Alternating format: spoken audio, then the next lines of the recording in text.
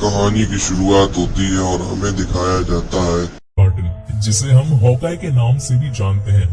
ये Hawkeye Avenger का एक मेन इंपॉर्टेंट कैरेक्टर है, जिसे हमने लास्ट टाइम एमसीयू के सिविल वॉर में देखा था। उस मूवी में सकोविया अकॉर्ड्स के चलते वहां पर क्लिंट बार्टन को 3 साल के लिए हाउस अरेस्ट पर रख दिया गया था, जिसकी वजह से बाकी सभी पार्ट्स में क्लिंट बार्टन को नहीं दिखाया गया। यहाँ में दिखाया जाता है कि क्लिंट अपनी फैमिली के साथ में क्वालिटी टाइम स्पेंड कर रहा होता है, और वहीं दूसरी ओर थैनोस के साथ में पूरी एवेंजर्स की टीम उससे लड़ रही होती है। लेकिन अब क्योंकि थैनोस को सारे 6 इन्फिनिटी स्टोन मिल गए होते हैं, तो उनकी मदद से फाइनली वो चुटकी बजा ही देता है, जिसकी वजह से पूरे ब्रह्मांड की आधी पॉपुलेशन का विनाश हो जाता है, और उसी के साथ में ही क्लिंट की फैमिली का भी विनाश हो जाता है। अब सिर्फ उसकी फैमिली में वही एक अकेला बचा होता है।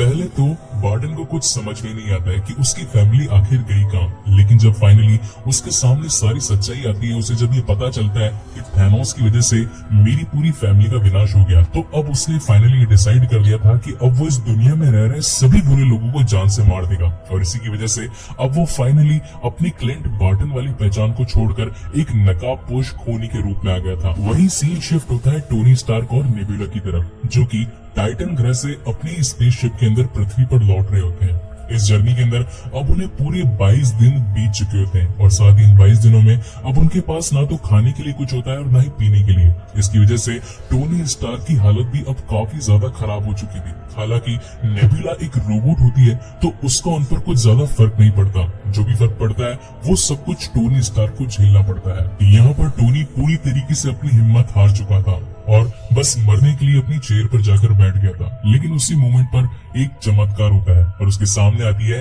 कैरल डैनवर्स, यानी कि हमारी कैप्टन मार्वल। मैंने ऑलरेडी कैप्टन मार्वल की भी पूरी स्टोरी एक्सप्लेन कर रखी है, आप चाहे तो उसका भी एक्सप्लेनेशन मेरे चैनल पर जाकर देख सकते हैं। तो हमें दिखाया जाता है कि जैसे ही कैरल को उनका शिप दिखाई पड़ता है, तो वो उनकी हेल्प के लिए आगे बढ़ती है और उस पूरे शिप को धरती पर ला देती है। कैप्टन मार्वल इस पूरे एमसीयू सीरीज की एक बहुत ही मोस्ट पावरफुल कैरेक्टर है, जिसे अपनी शक्तियां टेसरेक्ट की मदद से मिली थी। 1995 में जब वो एक स्पीड लाइट इंजन के ऊपर काम कर रहे थे, तो वहां पर एक ब्लास्ट की वजह से उसे उसकी शक्तियां मिली थी।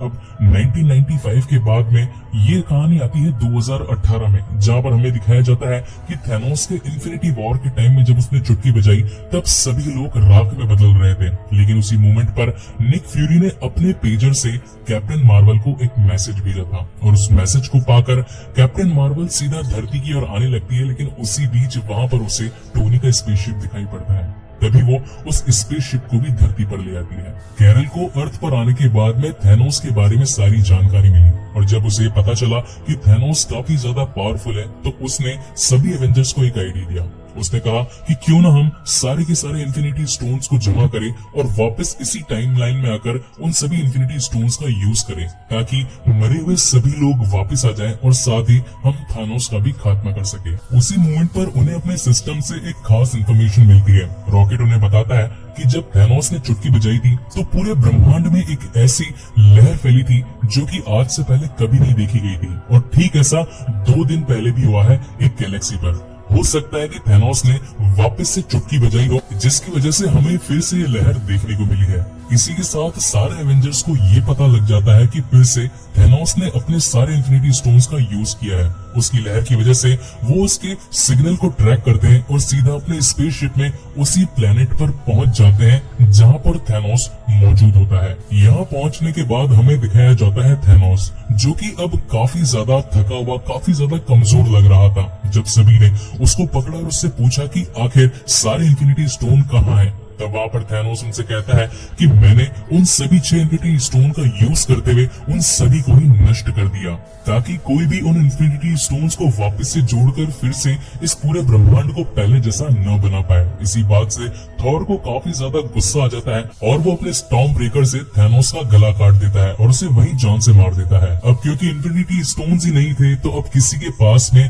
कोई भी आशा नहीं थी, कोई भी होप नहीं थी कि सारे के सारे लोग वापस से जिंदा कैसे होंगे। हर कोई निराश हो गया था। इसकी वजह से अब सब जने अपनी अपनी राह पर निकल गए थे। थॉर अब एसगार्ड एक नई जगह बसा चुका होता है जो कि स्थित होती है नॉर्वे में। थैनोस से हार जाने की वजह से और साथ ही सारे इंफिनिटी स्टोन नहीं जुटा पाने की वजह से अब थॉर की सारी उम्मीदें भी खत्म हो चुकी थी। अब वो बिल्कुल आलसी हो चुका था, काफी ज्यादा मोटा भी हो चुका था क्योंकि अब उसे नशे की लत लग चुकी थी। और वहीं दूसरी ओर अब हल्क ने अपने उस पूरे ब्रूस बैनर और साथ ही हल्क के शरीर पर 1.5 साल तक काम कर उन दोनों शरीर को मिला दिया और बन गया प्रोफेसर हल्क, जिसमें ब्रूस बैनर का तेज दिमाग और साथ ही हल्क की शक्ति भी मौजूद थी। वहीं कैप्टन अमेरिका ने एक सपोर्ट ग्रुप शुरू किया जिसमें वो बचे हुए लोगों को ये सिखाता था कि जो भी बीत गया हमें उस पर नहीं, अब जो आने वाला कल है हमें उसकी तरफ फोकस करना चाहिए। जिंदगी को और बेहतर किस तरीके से बनाया जाए इसके बारे में वो सभी से चर्चा करता रहता था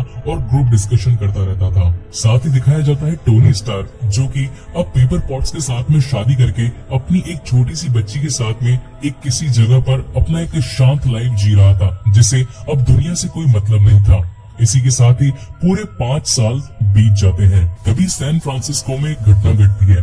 आपको याद होगा एंटमैन जो कि एंटमैन एंड द वास्प के अंदर पिम पार्टिकल लाने के लिए सीधा पहुंच गया था क्वांटम रियल में, लेकिन थैनोस की चुटकी बजा देने की वजह से वो वहीं पर अटक गया था। जिस लैब की मदद से वो उस क्वांटम रियल में गया था वो एक वेन में थी और तभी उस वेन के अंदर एक चूहा घूम रहा होता है जिसकी गलती से वो फिर से मशीन स्टार्ट हो जाती है और क्वांटम रियल से फिर से एंटमैन यानी कि स्कॉटलैंड इस दुनिया में वापस आ जाता है। क्वांटम रियम जो कि हमारी दुनिया से एक बिल्कुल अलग डायमेंशन है, जहाँ का टाइम, जहाँ का दबाव, जहाँ का समय हमारी दुनिया से बिल्कुल अलग चलता है। अब क्योंकि क्वांटम रियम बिल्कुल ही एक अलग जगह थी तो वहाँ पर बिताए गए 5 घंटे इस दुनिया के 5 सालों के बराबर थे।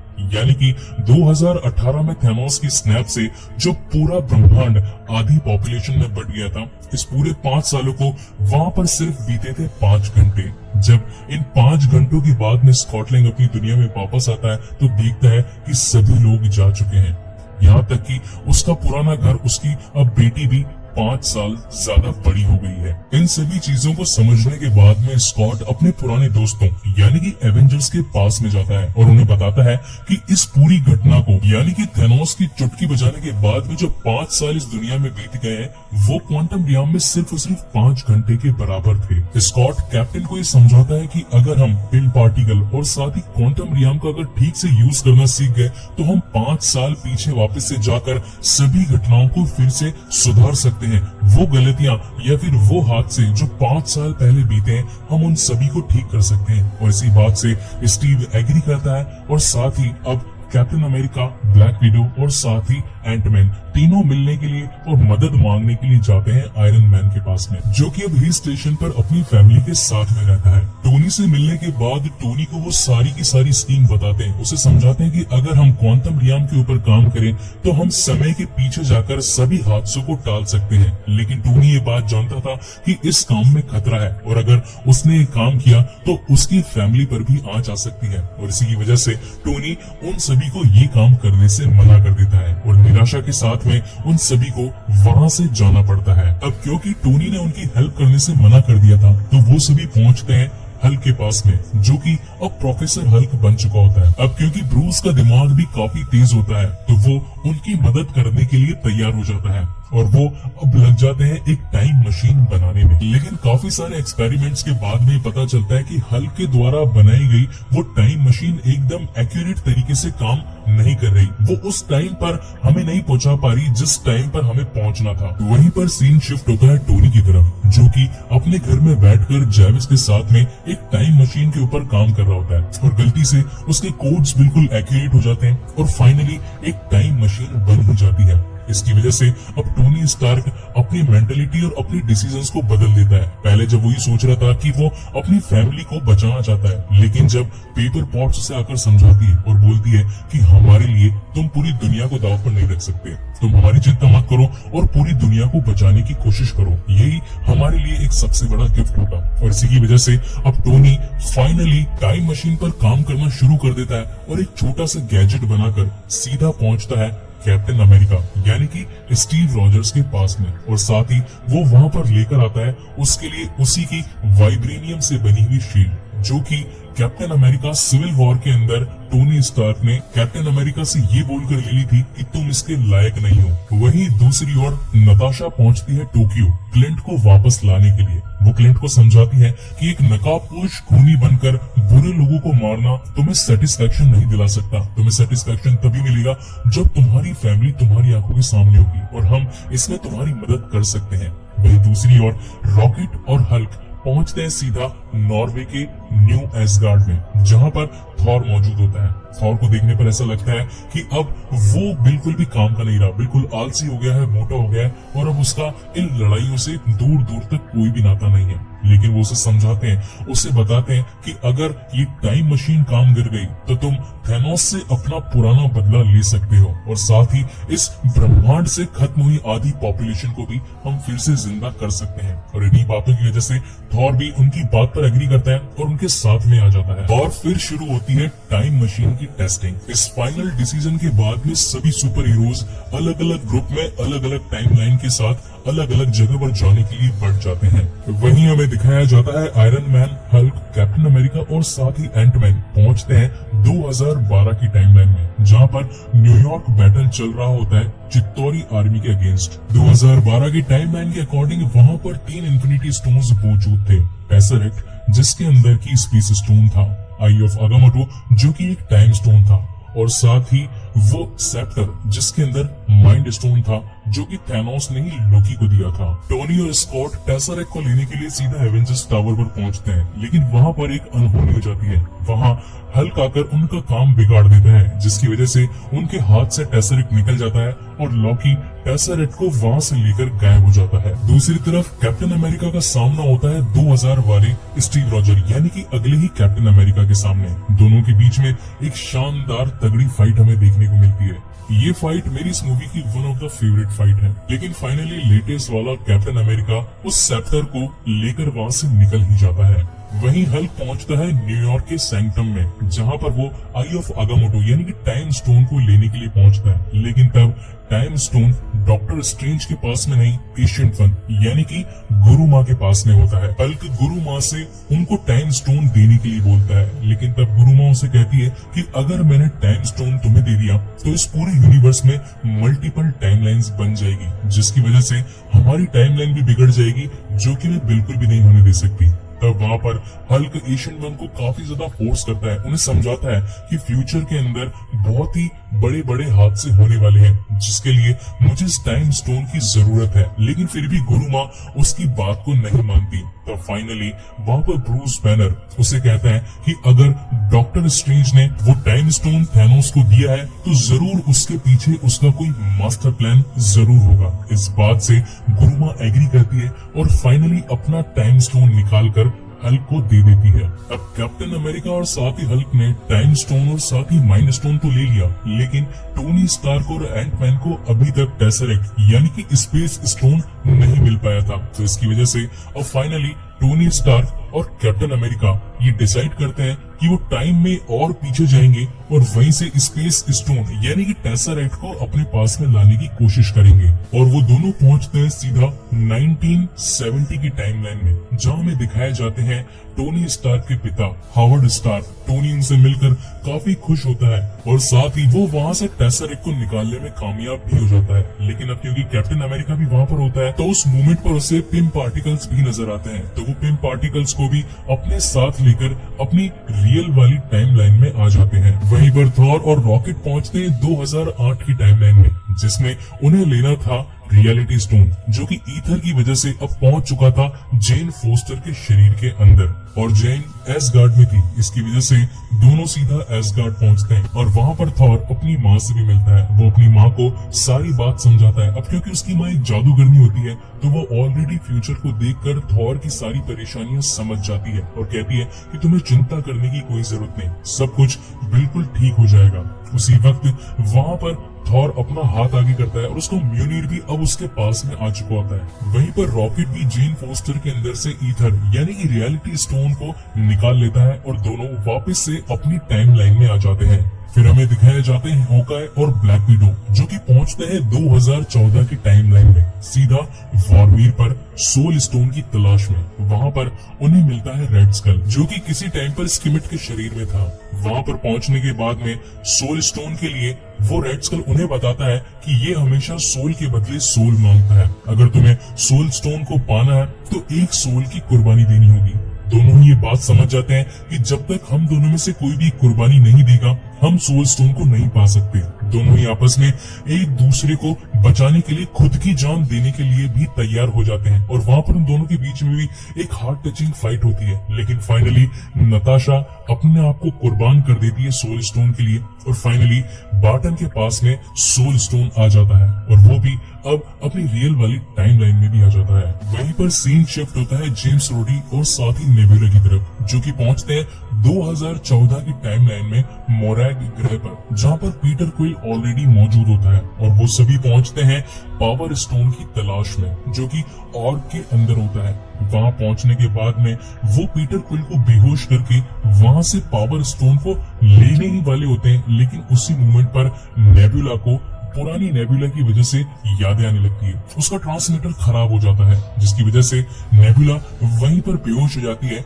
और वहीं पर थैनोस के लोग आकर उस नेबुला को बंदी बना लेते हैं। क्योंकि नेबुला एक ह्यूमनॉइड होती है, आधी ह्यूमन और साथ ही आधी एंड्रॉइड, जिसकी वजह से अब थैनोस को उसकी पूरी की पूरी मेमोरी को स्कैन करने का मौका मिल जाता है और साथ ही 2014 वाले थैनोस को 2018 में हुए इवेंट्स के बारे में भी पता चल जाता है। उसे ये पता चल ही जाता है कि फाइनली उसने 6 के 6 स्टोन्स को पा लिया और साथ ही पूरे ब्रह्मांड को आधी पॉपुलेशन में भी बांट दिया, जिसकी वजह से अब उसका मकसद और भी ज्यादा मजबूत हो जाता है। साथ ही अब थैनोस नेबुला से उसके पिम पार्टिकल्स को भी ले लेता है और उसे एबोनिमो की मदद से एक काफी अपग्रेडेड वर्जन में बनाकर अपनी पूरी की पूरी टीम के साथ में सीधा पृथ्वी पर 2023 वाले डायमेंशन में पहुंच जाता है। इसी दौरान सारे एवेंजर्स सारे के सारे इंफिनिटी स्टोन्स को एक नए गॉन्टलेट में फिट करते हैं और अब बारी आती है कि कौन स्नैप करेगा, जिसकी वजह से बीते हुए सारे हादसे यानी कि जो आधी पॉपुलेशन इस पूरे ब्रह्मांड से खत्म हुई है वो वापस आ जाएंगे। तब पहले थॉर आगे बढ़ता है, लेकिन उसके बाद में हल्क उसे कहता है कि इसके अंदर गामा वेव्स बह रही है, अगर तुमने इसका यूज किया तो तुम्हारा काफी बुरा हो सकता है, क्यों ना इसका इस्तेमाल मैं करूं, क्योंकि मैं गामा वेव से ही तो बना हूं। और उसी मोमेंट पर हल्क उस गॉन्टलेट को पहनता है और चुटकी बजाता है, लेकिन यहाँ पर हम देखते हैं कि हल्क की काफी ज्यादा हालत बुरी हो जाती है।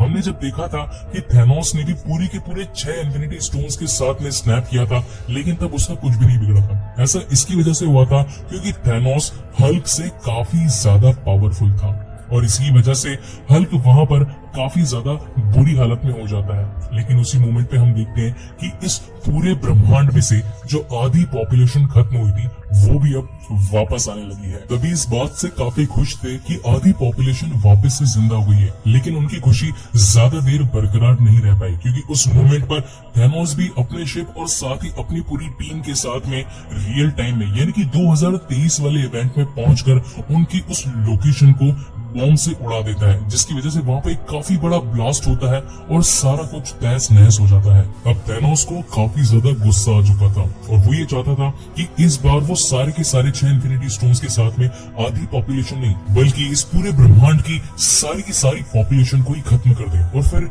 एक नया गैलेक्सी, एक नया ब्रह्मांड बनाए जहाँ के लोग थैनोस की पूजा करें, सब लोग थैनोस को माने और उसे सर्वोच्चम स्थान दें। और फिर शुरू होती है इस पूरे एमसीयू की सबसे तगड़ी फाइट। हालांकि ये फाइट आधे घंटे लंबी है और मैं नहीं चाहता कि इसे एक्सप्लेन करके मैं आपकी इस मूवी के एक्सपीरियंस को खराब करूं, तो मैं चाहता हूं कि ये फाइट आप खुद देखें। इस फाइट के अंदर काफी सारे इवेंट्स होते हैं जहां पर बार्टन उस पूरी की पूरी गॉन्टलेट को लेकर भागता है और साथ ही पूरी की पूरी फीमेल फोर्स जो कि अगेंस्ट होती है थैनोस की आर्मी के। और वहीं हमें दिखाया जाता है एक सबसे शानदार सीन जहां हमें दिखाया जाता है कि कैप्टन अमेरिका उठा लेता है म्योनीर और लड़ाई करने लगता है थैनोस से।